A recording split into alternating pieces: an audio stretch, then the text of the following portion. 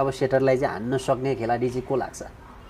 त्यही हो हिमाल सुनारी नै हो मेरो चाहिँ एकदम। घरैसी कामहरू गर्नुहुन्छ? त्यही हो अब अहिले बर्खा ला अब गेम पनि सकियो क्या अब गएर टक्क रोपाइँ सोपाइँ गरिन्छ त्यही हो। परिवारबाट के भन्नुहुन्छ? कहिलेसम्म खेल्नु भन्नुहुन्छ? परिवारबाट अब त्यस्तो अब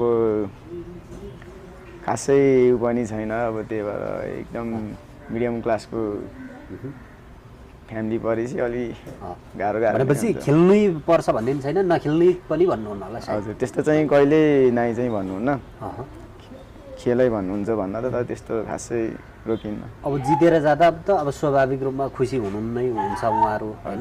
हारेर जाँदा कहिले रिसाउनु भएको छ? हैन त्यस्तो त कहिले रिसाउनुहुन्न, त्यस्तो नखेल पनि भन्दिनँ, त्यस्तो केही गर्दैन, जहाँ गए नि दिन्छ।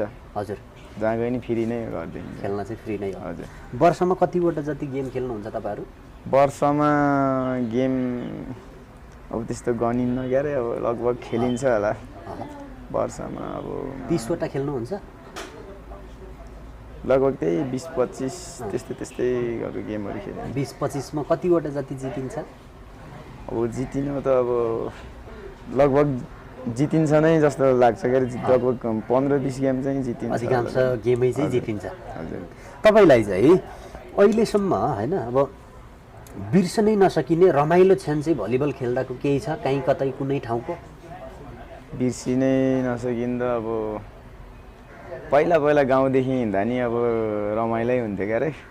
अब यस्तो बाहिर यस्तो ओपनहरू खासै खेल्थेन, खासै यस्तो उमा नि थिएन, त्यही भएर अब गाउँघरतिर चाहिँ केटाहरू चाहिँ जस मिल्ने केटाहरू नि थियो, त्यस्तै रमाइलो। अब त्यता नि रमाइलो, अब बाहिर हिँड्दा नि रमाइलो, अब छेड त अब कहाँको भन्ने, अब गाउँबाट खेल्दा नि यस्तो बाहिर खेल्दा नि अब रमाइलै भइरहेको छ क्या, अब रमाइलो लाग्छ। हजुर।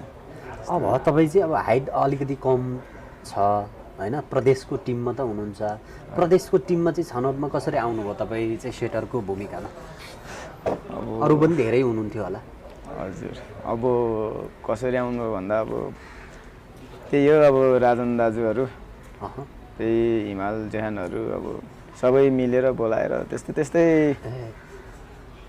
त्यस्तै तरिकाले गए जस्तो लाग्छ। अब त्योभन्दा अगाडि चाहिँ सुजनजी मात्रै हुनुहुन्थ्यो होइन सेटरमा? हजुर, सुजन दाई हुनुहुन्थ्यो, अनि सुभाष कुमार हुनुहुन्थ्यो,